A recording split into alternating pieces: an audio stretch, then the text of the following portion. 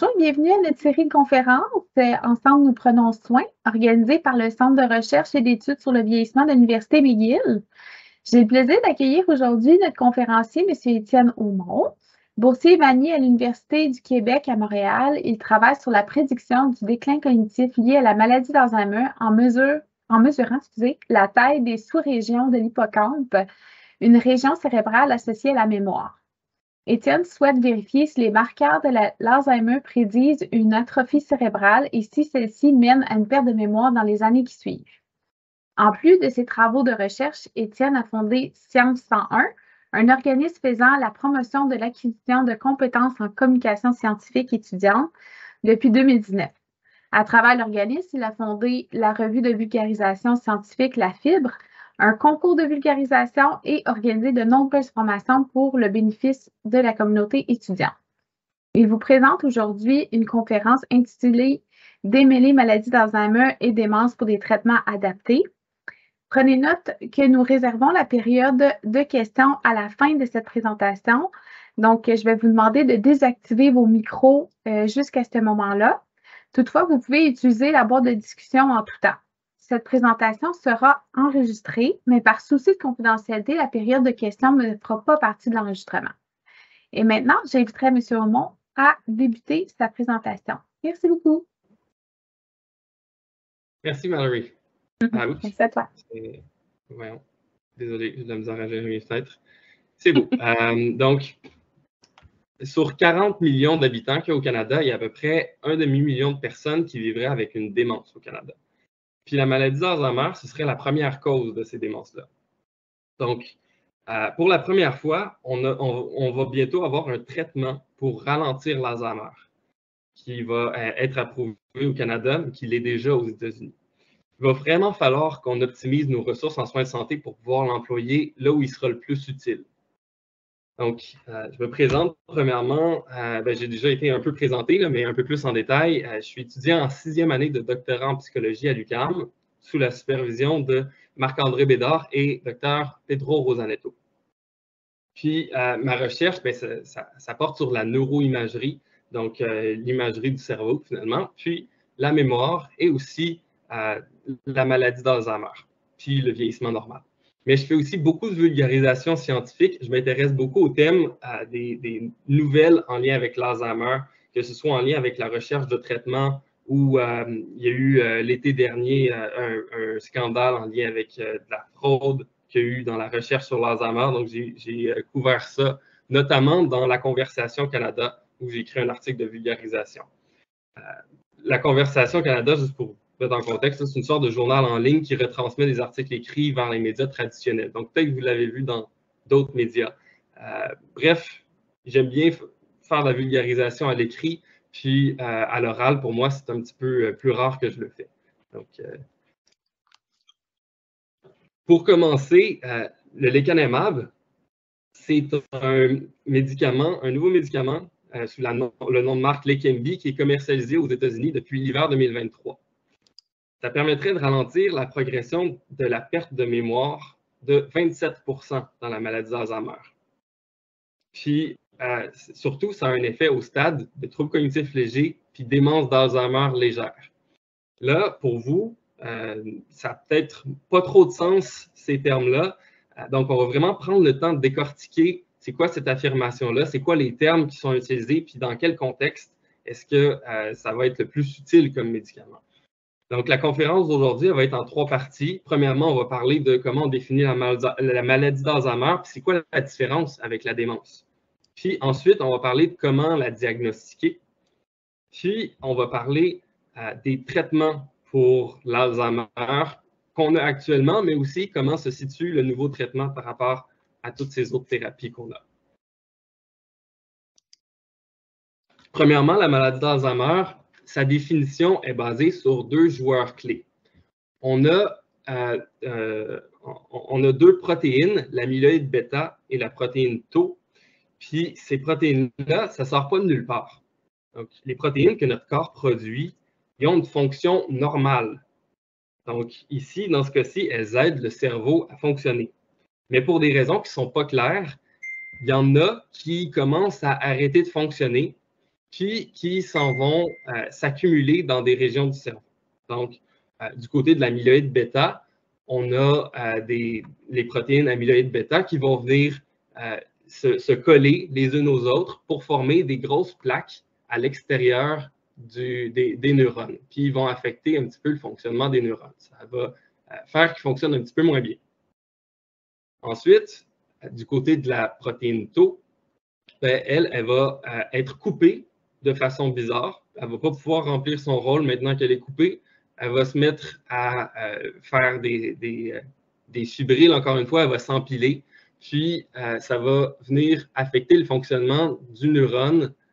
Ici, comme vous voyez, là, le neurone est pollué par cette protéine-là. Donc, c'est des protéines normales qui deviennent anormales. Donc, le but, c'est pas seulement, si on veut essayer de guérir l'Alzheimer, c'est pas seulement de se débarrasser de ces protéines-là, c'est de se débarrasser des protéines qui fonctionnent pas bien. Donc, oui, puis aussi, pour la protéine amyloïde, on voit que dans certains cas, elle va s'accumuler autour des vaisseaux sanguins. Donc, vous allez comprendre pourquoi c'est important plus tard, mais ça ne va pas juste s'accumuler autour des neurones, mais aussi autour des vaisseaux sanguins. Puis, l'amyloïde puis la tau, on peut les retrouver un sans l'autre, mais généralement, ils vont s'amplifier l'un l'autre. Donc, s'il y en a un, les chances de retrouver l'autre sont vraiment plus grandes. Donc, il y a une connexion entre les deux. Ce n'est pas encore à 100% clair de pourquoi, mais l'amyloïde semble augmenter les anormalités dans la tau et vice-versa. Sauf que là, je n'ai pas parlé de mémoire jusqu'à présent. Pourtant, la maladie d'Alzheimer, c'est très fortement associé à la mémoire, surtout dans l'imaginaire collectif. Donc, pour ça, il faut faire la distinction entre une définition qui est clinique et une définition qui est biologique de la maladie. Donc, jusqu'à tout récemment, le seul moyen de diagnostiquer la maladie d'Alzheimer, c'était après le décès d'une personne. Donc, on définissait l'Alzheimer probable par des signes cliniques, des gens qui perdent la mémoire. Puis, des gens qui ont aussi une atrophie du cerveau, donc le cerveau, il va rétrécir. Ça, c'est le cerveau normal. Ça, c'est le cerveau, ça ressemble un peu plus à un cerveau d'une personne qui a l'Alzheimer. Donc, on voit, il y a des trous. C'est ce qu'on parle d'atrophie. Donc, on a des signes qu'on est capable d'observer, mais on peut juste confirmer l'Alzheimer, du moins jusqu'à tout récemment, après le décès. Ce qui fait que dans le contexte clinique, l'Alzheimer était défini uniquement en termes de symptômes. Donc, les gens disaient, bon, il y a la maladie d'Alzheimer parce qu'il y a un trouble de mémoire. Mais en réalité, la maladie d'Alzheimer, c'est quelque chose qui se passe dans le cerveau. Puis on a la protéine Tau qui va venir affecter les neurones.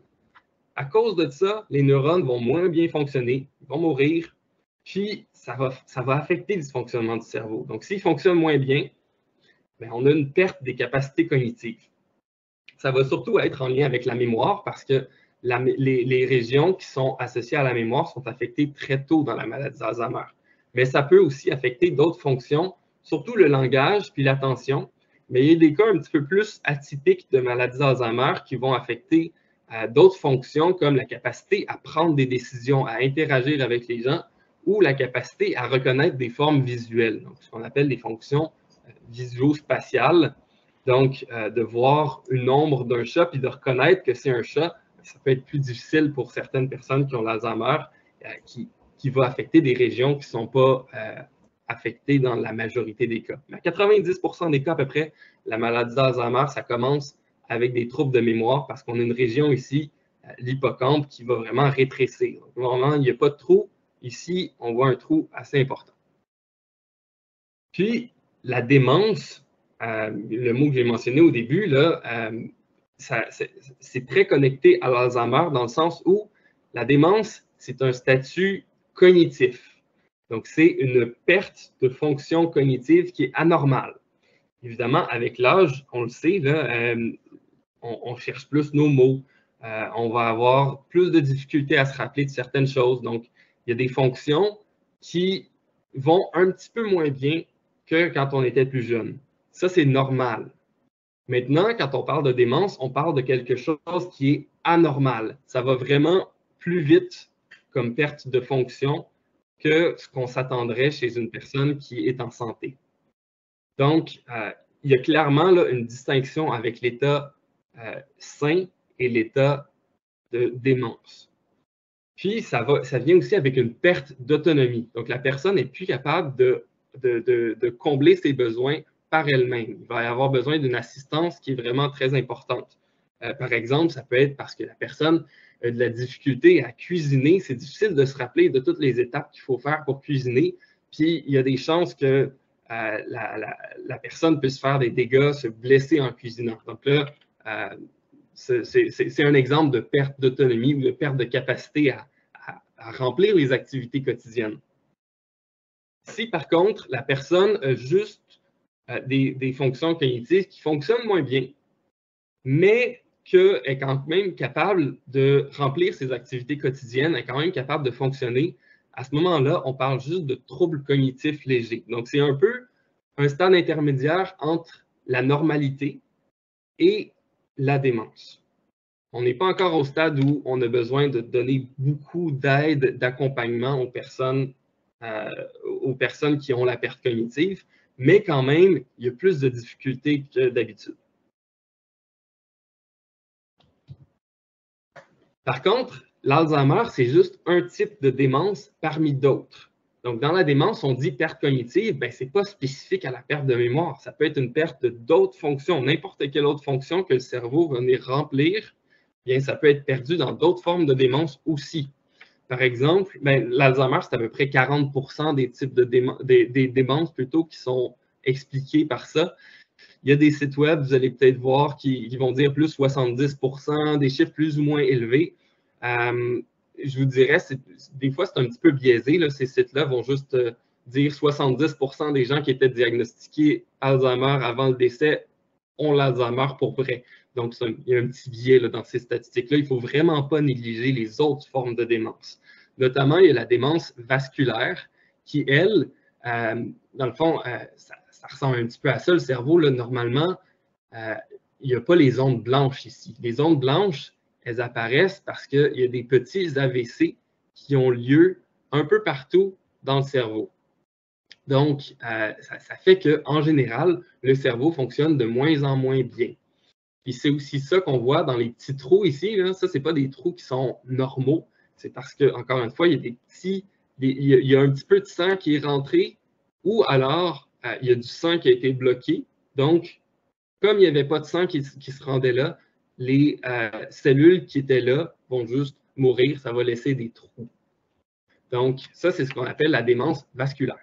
C'est à peu près le tiers, 30% des démences qui sont expliquées par ça. Puis souvent, on va avoir l'Alzheimer et des manifestations comme ça, là, vasculaires, qui vont venir en même temps. Donc, les deux vont un peu s'amplifier l'un l'autre. Donc, c'est rare que ça vienne en isolation, tout seul comme ça. Ensuite, on a, vous connaissez probablement la maladie de Parkinson, donc là où les gens se mettent à bouger très lentement et à trembler. Puis ils ont une démarche très, très particulière parce que c'est très difficile de bouger avec la même amplitude que d'habitude. Donc, on a aussi une maladie qui ressemble beaucoup au Parkinson qui s'appelle la démence à corps de Lewy. Ça, c'est pratiquement la même maladie que Parkinson, mais en même temps d'avoir un trouble moteur, d'avoir le ralentissement, les tremblements, il va aussi y avoir une perte cognitive. Donc souvent, c'est plus visuo-spatial. Les gens ont de la difficulté à reconnaître les objets. Puis même, des fois, il va y avoir des petites hallucinations du genre, je vois une araignée sur le bureau, je sais que qu'il n'y a pas d'araignée là, je sais que c'est une hallucination, mais je la vois. Ça, c'est quelque chose qu'on remarque dans les personnes qui ont une démence à corps de Lewy. Ensuite, on a les démences frontotemporales. Ça, c'est vraiment moins connu. Pourtant, c'est assez fréquent. C'est juste parce que là où la maladie de Parkinson, c'est très, très stéréotypé. On voit la même chose pas mal chez tout le monde. La maladie d'Alzheimer, c'est la même chose. On voit toujours presque, dans 90% des cas, des troubles de mémoire. La démence frontotemporale, à la place, ça va être une région du cerveau qui est vraiment très, très fortement affectée, mais les régions autour le sont beaucoup moins. Puis la région qui est affectée, elle va être différente d'une personne à l'autre. Donc ici, vous voyez un exemple d'une image, bon, pas d'une super bonne qualité, là, mais on voit ici, il y a des trous très, très importants. Donc il y a une atrophie, si on la compare à l'autre côté, là, il y a vraiment, la maladie, elle s'est installée là. Puis ce type de maladie-là va avoir un symptôme très, très fort, puis des fois d'autres symptômes moins importants. Il y a un type que c'est les gens ont de la difficulté à interagir avec les autres. Donc, il y a un exemple que j'ai entendu parler, c'était un monsieur qui avait les régions frontales du cerveau, donc la prise de décision, la capacité d'interaction qui est affectée.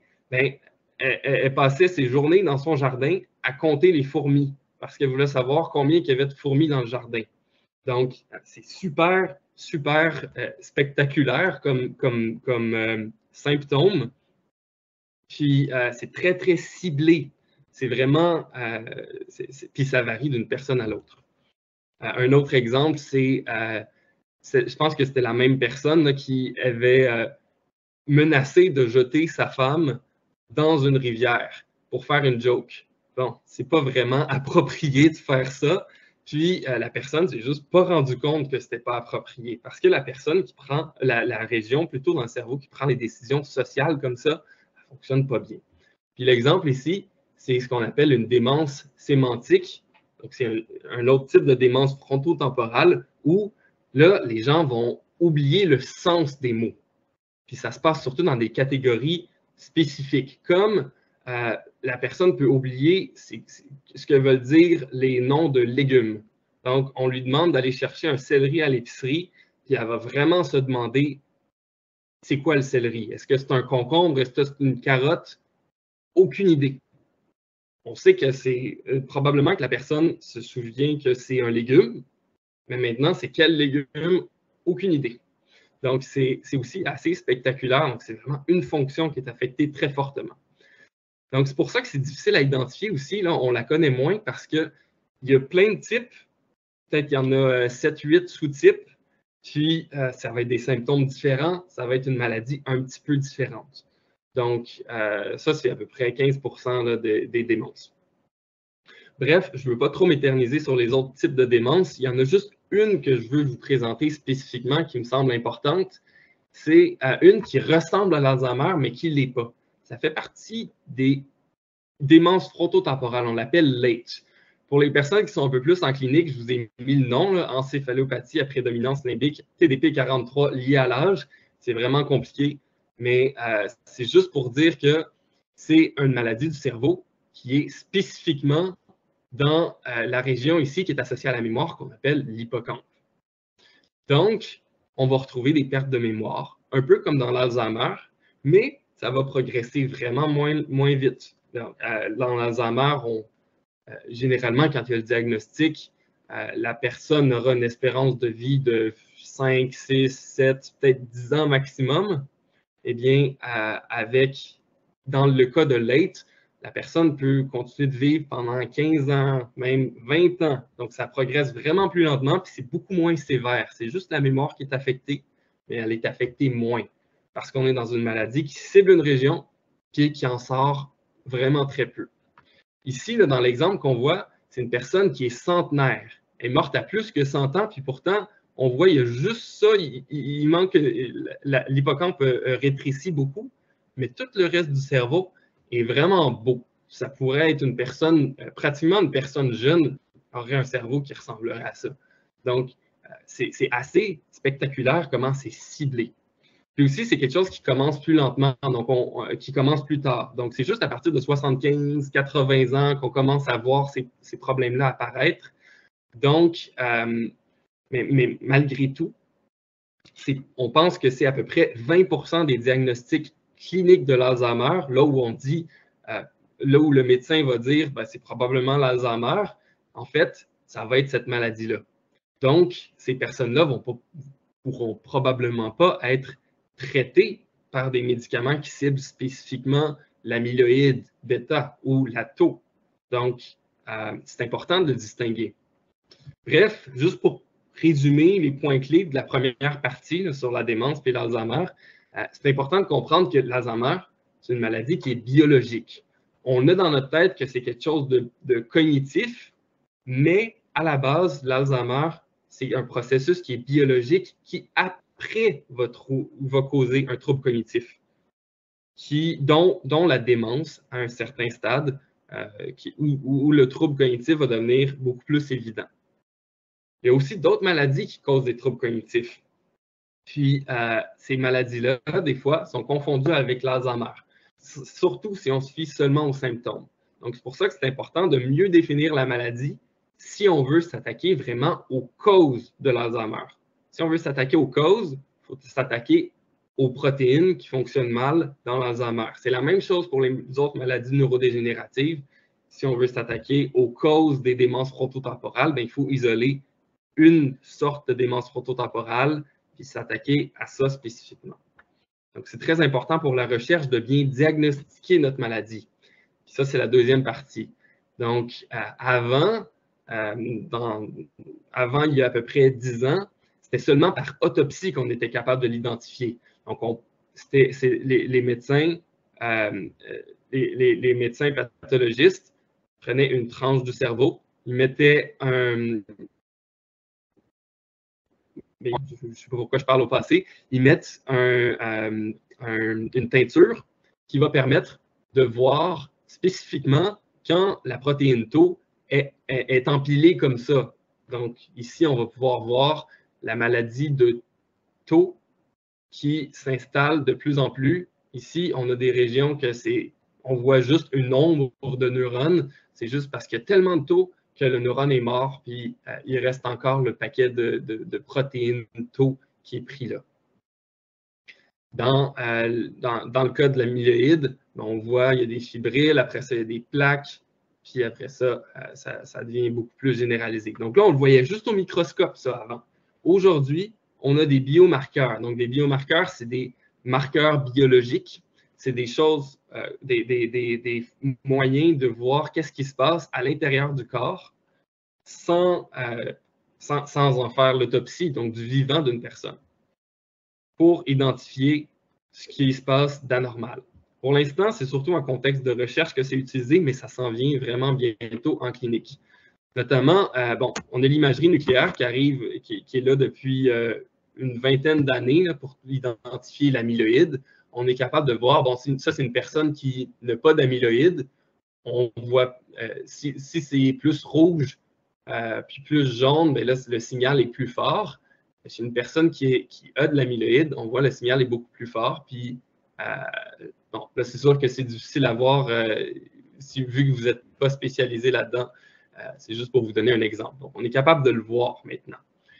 Puis, pour la Tau, on est maintenant capable de le voir. Donc, on a une personne qui n'a pas de problème de Tau ici. Il n'y a rien qui se passe.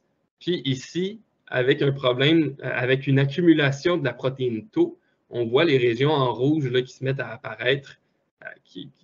Donc, ça montre que la personne a des signes de la maladie d'Alzheimer, des signes biologiques. Le problème avec l'imagerie nucléaire, c'est que c'est super cher, c'est super rare. Donc, oui, c'est utile pour la recherche, mais c'est pratiquement impossible de le mettre à l'échelle pour que toute la population puisse en profiter. Donc, c'est super utile pour la recherche fondamentale, mais pour la clinique, c'est plus compliqué. Maintenant, une avenue qui serait vraiment prometteuse, c'est les tests plasmatiques, donc les tests sanguins. On prend une prise de sang, c'est quelque chose qui est vraiment plus facile. On peut faire ça pratiquement dans n'importe quel centre de santé. On va pouvoir séparer le plasma des autres parties du sang. Donc, le plasma, c'est la partie qui ne contient pas de cellules. Donc, on enlève les globules rouges, on enlève les globules blancs, puis il reste le plasma qui comprend les protéines. Et c'est ça qu'on s'intéresse. On s'intéresse aux protéines, puis on veut voir la Tau, par exemple, la protéine Tau, est-ce qu'elle est là, en quelle quantité, puis est-ce qu'elle est anormale. Donc ça, c'est des questions qu'on est maintenant capable de répondre en recherche. Mais il va falloir traduire ça en clinique. C'est beaucoup plus prometteur que l'imagerie nucléaire parce que c'est bien moins coûteux. On peut faire ça pratiquement n'importe où. Puis, la validation, mais ça avance bien, là. Maintenant, on est capable de l'identifier, on est capable de faire un diagnostic dans le contexte de recherche, puis ça s'en vient là, en clinique. Puis ça fonctionne vraiment bien pour prédire l'imagerie d'amyloïdes puis l'imagerie de tau. Donc, on est capable d'avoir presque la même mesure que l'amyloïde puis la tau en imagerie nucléaire, mais avec une prise de sang. C'est vraiment plus pratique. C'est juste qu'il reste des questions à répondre avec ça. On n'est pas encore rendu à l'implémenter en clinique parce que, premièrement, c'est qui devrait prescrire et interpréter ces tests-là? Est-ce que les médecins généralistes peuvent le faire? Est-ce qu'il faut un spécialiste pour faire ça? Dans quel cas est-ce que le test en vaut la peine? C'est pas tout le monde là, qui va pouvoir profiter d'avoir un test diagnostique comme ça. Dans certains cas, ça ne sert à rien parce que les chances que ce soit l'Alzheimer est trop faible. Ou alors, c'est dans quelles conditions que ça va être le plus utile en clinique? Ça, c'est des questions qu'on n'a pas encore répondues parce que pour ça, il faut sortir des laboratoires de recherche, des cohortes de recherche, puis aller plus en milieu clinique, essayer d'implanter ce biomarqueur-là, essayer de l'utiliser, puis voir est-ce que ça a un impact. Est-ce qu'on est capable aussi de mettre ça à l'échelle, ces tests sanguins-là? Probablement, mais il va falloir créer une infrastructure pour ça. Puis, est-ce que ça change les décisions des médecins? Ben, si le test ne change rien sur les décisions des médecins, finalement, peut-être que ça ne va pas servir à grand-chose. Une de ces décisions-là, qui est très importante, excusez-moi, j'allais faire une transition, mais avant, je voulais juste faire un petit résumé des points clés. Donc, dans le fond, maintenant, en résumé, pour la partie 2, on a des outils pour diagnostiquer l'Alzheimer. On n'est plus obligé d'attendre le décès d'une personne pour dire oui, c'est vraiment l'Alzheimer ou non, finalement, ce n'était pas l'Alzheimer. Puis, le test plasmatique est super prometteur pour l'utilisation clinique. Mais il reste encore des étapes à franchir avant de pouvoir l'utiliser massivement. Puis, je reprends ma transition sur les décisions cliniques. Donc, dans ces décisions que les médecins ont à prendre, qui pourraient être influencées par nos biomarqueurs, ça va être de choisir le traitement. Donc, on a 3 classes de traitements qui sont en lien avec la maladie d'Alzheimer puis les maladies reliées. La première, c'est un traitement qu'on dit cholinergique. Donc, cholinergique, ça veut dire qu'on a un neurotransmetteur qui s'appelle l'acétylcholine. C'est un messager chimique que les neurones envoient pour influencer les autres neurones. Excusez, pardon? OK. C'est bon, c'est probablement une erreur. Donc, l'acétylcholine, c'est un messager qui permet aux neurones de communiquer entre eux. Puis, dans le fond, dans le cerveau, on a moins d'acétylcholine qui est envoyée. Donc, ce médicament-là, lui, il va venir augmenter l'acétylcholine dans le cerveau pour aider les fonctions, surtout la mémoire et l'attention. Donc là, l'attention, peut-être vous allez être surpris, vous demandez, ben, c'est quoi le lien entre la mémoire et l'attention? Ben, il ne faut pas oublier que pour bien mémoriser les choses, il faut porter attention aux choses. Donc, si on augmente l'attention, on va aussi augmenter la capacité de mémoriser les choses. Et donc, d'avoir un médicament qui va augmenter autant la mémoire que l'attention, ça va être très utile pour les personnes qui ont des pertes de mémoire, surtout dans l'Alzheimer. Sauf que c'est un traitement qui est symptomatique. Donc, on va s'attaquer aux symptômes, on ne va pas s'attaquer aux causes de la maladie. Donc, autrement dit, c'est un effet qui est temporaire. Ça va fonctionner pendant quelques années, 1, 2, des fois 3 ans. Puis après ça, l'effet va disparaître. Donc, c'est vraiment pas la panacée. Ça aide pendant un temps, mais éventuellement, l'effet va diminuer. Puis, c'est prescrit pour la démence d'Alzheimer légère à modérée. Donc, maladie d'Alzheimer où on est rendu à un stade de démence. Puis, aussi la démence à corps de Lewy. Donc, ce n'est pas juste dans l'Alzheimer qu'on peut l'utiliser. On peut l'utiliser dans d'autres types de démence, ce qui fait que, finalement, c'est un petit peu moins important de diagnostiquer l'Alzheimer biologique avant de le prescrire. Puis aussi, les effets secondaires, dans le fond, l'acétylcholine a un rôle à jouer dans le cerveau pour ce qui est de la mémoire puis l'attention, mais aussi il joue un rôle dans le reste du corps. L'acétylcholine, ça va être le messager qui va dire au corps de se reposer, d'être plus relax. Donc, quand vous êtes stressé, c'est parce que le signal de l'acétylcholine est moins envoyé, parce qu'on a plus de noradrénaline à la place. Bon.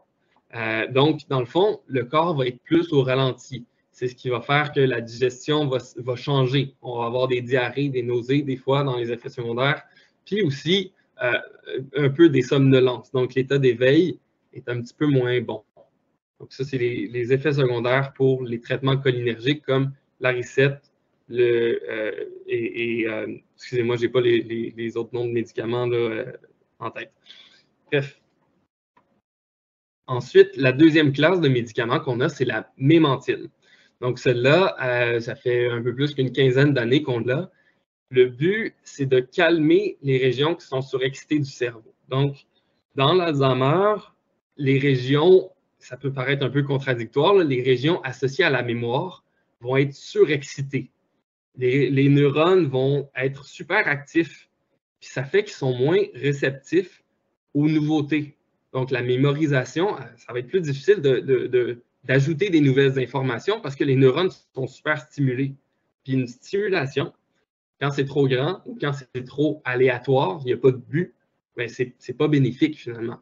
Donc, quand on vient calmer cette surexcitation-là, on va venir aider la mémoire. Donc, ça aussi, c'est un traitement qui est symptomatique.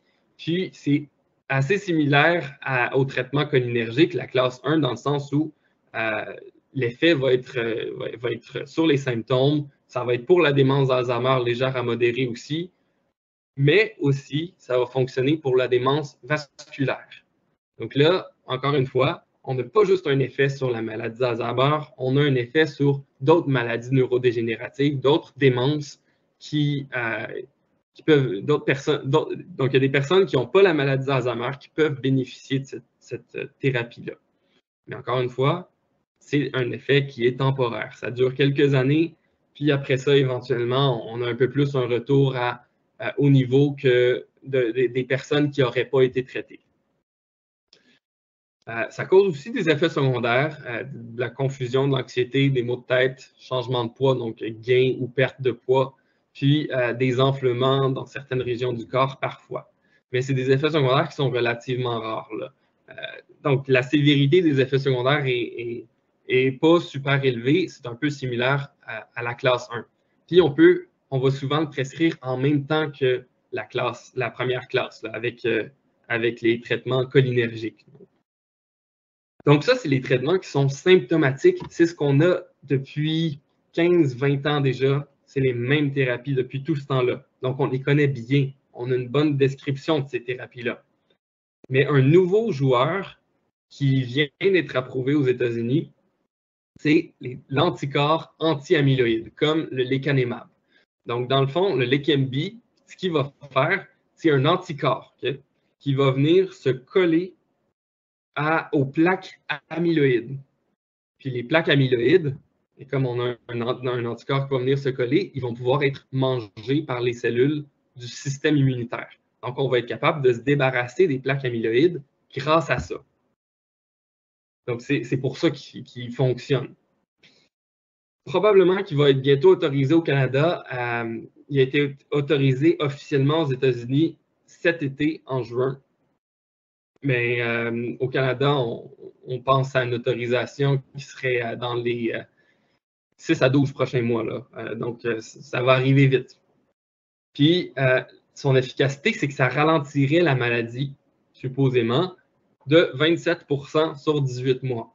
Maintenant, comme c'est nouveau, on a quand même moins d'études qui sont faites là-dessus, donc on ne sait pas exactement c'est quoi les meilleures conditions ou les conditions qui vont faire en sorte que ça va fonctionner mieux chez certaines personnes ou moins chez d'autres personnes. Il y a beaucoup de questions encore à répondre, mais on va y revenir plus tard. Il y a même peut-être moins d'efficacité chez les femmes, donc dans leur étude clinique, ils ont vu que ça ralentissait peut-être de 40% dans leur groupe d'hommes, puis peut-être de 15-20% dans le groupe de femmes. Donc, il va vraiment falloir voir, OK, finalement, c'est-tu juste dans cette étude-là que ça fait ça ou c'est pour tout le monde? C'est toujours moins efficace pour les femmes. Il va vraiment falloir le savoir là, pour pouvoir mieux cibler la thérapie. Aussi, il y a des choses à penser avant de prescrire ça parce que c'est un médicament qui a des effets secondaires plus sévères que les autres. Donc, il faut faire un test génétique parce que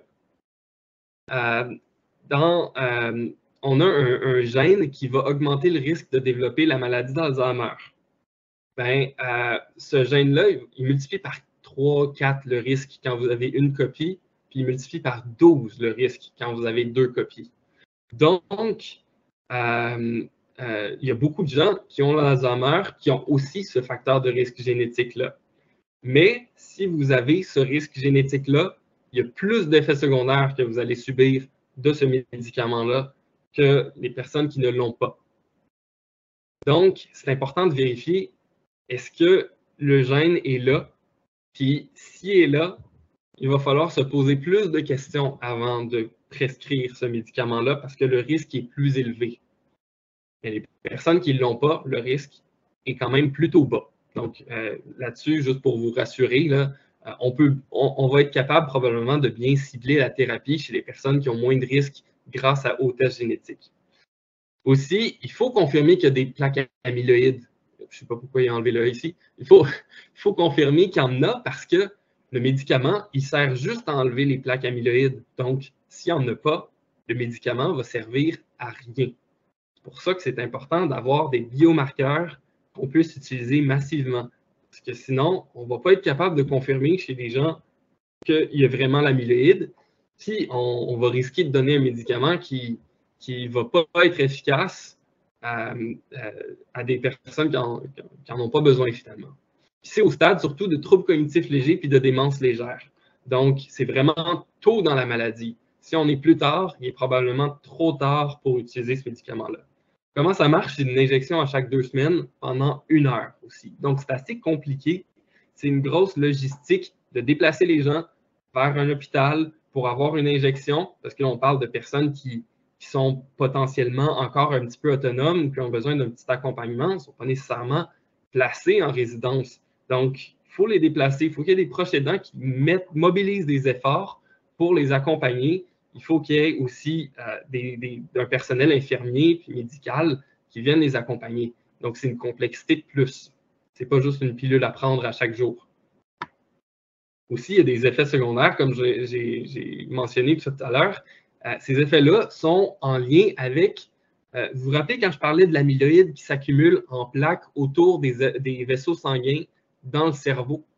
Dans le fond, le médicament, ce qu'on pense, c'est qu'il va aussi se débarrasser de ces plaques-là, ce qui fait que des fois, il va y avoir des petites fuites des vaisseaux sanguins. Donc, il y a un petit peu d'eau qui va passer, un petit peu de sang. Donc, ça peut faire des petites hémorragies cérébrales. C'est ça l'effet secondaire qu'on va voir surtout. Puis, puis les personnes qui ont le facteur de risque génétique qui augmente les chances de l'Alzheimer, ils vont en avoir plus autour des vaisseaux sanguins. Donc, c'est probablement pour ça qu'ils ont plus d'effets secondaires. Il y a plus de risques d'avoir ça ici. Donc, il faut vraiment le surveiller. C'est pour ça qu'il faut faire un suivi en IRM pour les personnes qui reçoivent le médicament, pour s'assurer que tout se passe bien, il n'y a pas de ces problèmes-là. Alors, ça prend d'autres ressources aussi au système de santé pour faire ce gros suivi-là qui est assez important. Puis en plus, le médicament, il coûte super cher. Aux États-Unis, il est vendu à 26 500 $ par année. Donc, on peut espérer qu'au Canada, on puisse négocier des meilleurs prix. Aux États-Unis, ils ne peuvent pas négocier les prix, pour vous donner une idée. Donc, c'est sûr qu'ils payent plus cher. On va espérer que ce ne soit pas trop cher non plus. Donc, tout ça pour dire que ce médicament-là, ça va représenter un gros investissement pour beaucoup de monde. La famille, les proches, pour les accompagner les personnes qui ont un trouble cognitif vers leur injection. Le système de santé pour tous les suivis qu'il faut faire, pour tous les examens qu'il faut faire. Puis la société, parce que c'est quand même cher. Donc, il faut vraiment qu'on soit capable de dire qui va en bénéficier et qui va ne pas en bénéficier. Donc, il va falloir vraiment bien cibler cette médication-là parce que le coût pour tout le monde est assez important. On ne veut pas le donner à quelqu'un qui ne va pas en bénéficier. On ne veut pas le donner quand il ne sert à rien. Donc, il faut vraiment bien sélectionner qui va le recevoir. Mais maintenant, il y a d'autres questions qu'il faut qu'on réponde par rapport à ce médicament-là, qu'il faudra qu'on réponde le plus vite possible. Parce que là, le médicament, il enlève l'amyloïde. Mais à un moment donné, il n'y en a plus d'amyloïde dans le cerveau. On l'a vu dans, je pense que c'était à peu près 70% dans leur essai clinique, qui après 18 mois avait presque plus de plaques amyloïdes. Bien, ça sert-tu à quelque chose de continuer les injections? Est-ce qu'on devrait arrêter la thérapie? On ne le sait pas. Donc, bon, il ne faut probablement pas se fier à la compagnie pharmaceutique qui va le vendre pour nous dire « OK, vous pouvez arrêter de nous acheter votre produit ». Je pense qu'il va plus falloir se fier à la recherche indépendante pour ça. Donc, il va falloir faire plus de recherche là-dessus pour mieux l'utiliser. Puis aussi, on ne sait pas, mais l'effet dure pendant 18 mois d'après leur essai clinique. Mais est-ce qu'il continue de durer après 5 ans? Jusqu'à quel point est-ce qu'il va être efficace? Jusqu'à quel point est-ce qu'il va être utile pour les gens? Puis aussi, c'est quoi le meilleur biomarqueur pour décider qui va devoir le recevoir? C'est toutes des questions qu'il va falloir répondre le plus rapidement possible, parce que bientôt, on va commencer à le prescrire, puis ces questions-là ne vont pas encore être répondues. Donc, il va falloir faire attention là, à ce qu'on fait avec ça. Bref, pour résumer, les médicaments qu'on a en ce moment, ils n'ont pas beaucoup d'effets. Ils ont un effet qui est temporaire, puis ils ne vont pas affecter le déroulement de la maladie. Ils sont aussi peu spécifiques à l'Alzheimer. Donc, ce n'est pas grave si on n'a pas confirmé que c'est l'Alzheimer qui est à l'origine de la démence. Mais le nouveau traitement, il faudra vraiment plus le cibler. Il faut l'utiliser juste en début de maladie. Il faut des biomarqueurs pour décider c'est qui va en profiter. Il faut des tests génétiques, il faut des examens de suivi. Donc, c'est un vraiment gros investissement et il va falloir vraiment faire attention à comment on l'utilise. Donc, pour les cliniciens, les proches aidants, là, dans le fond, oui, ça s'en vient, mais ça va être difficile de prendre des décisions de qui va l'avoir et qui va ne pas l'avoir. Donc, il ne faut pas trop espérer trop vite parce qu'il faut qu'on prenne notre temps pour pas que ça ait trop un choc sur notre système de santé, là. Donc, bref, on a des nouvelles thérapies qui arrivent. Pour moi, c'est un grand espoir. Puis on va arriver là, à combattre l'Alzheimer, à la ralentir. Puis, mais pour ça, il faut qu'on développe vraiment plus le diagnostic par le sang. Il faut qu'on puisse l'utiliser en clinique. Puis aussi, il va falloir qu'on se concentre également sur les autres types de démence, sur les personnes qui n'ont pas l'Alzheimer, mais qui ont quand même une maladie neurodégénérative. Mais il va falloir trouver des traitements pour ces personnes-là. Donc, l'Alzheimer, il ne faudrait pas que ça garde le monopole de toutes les ressources, dans le fond. C'est ça que je veux dire. Bref, merci pour votre écoute. Puis, je mentionne aussi les organismes qui m'ont financé, donc les fonds de recherche du Québec, les instituts de recherche en santé du Canada, puis le programme de bourse Vanier, mes universités, donc l'Université du Québec à Montréal où je fais mes études, mais aussi McGill, à laquelle je suis affilié pour mon laboratoire de recherche avec Pedro Rosanetto. Puis mes laboratoires, donc le laboratoire de Pedro Rosanetto, le Translational Neuroimaging Laboratory, puis le laboratoire de Marc-André Bédard, l'unité de recherche en pharmacologie cognitive. Là-dessus, merci encore.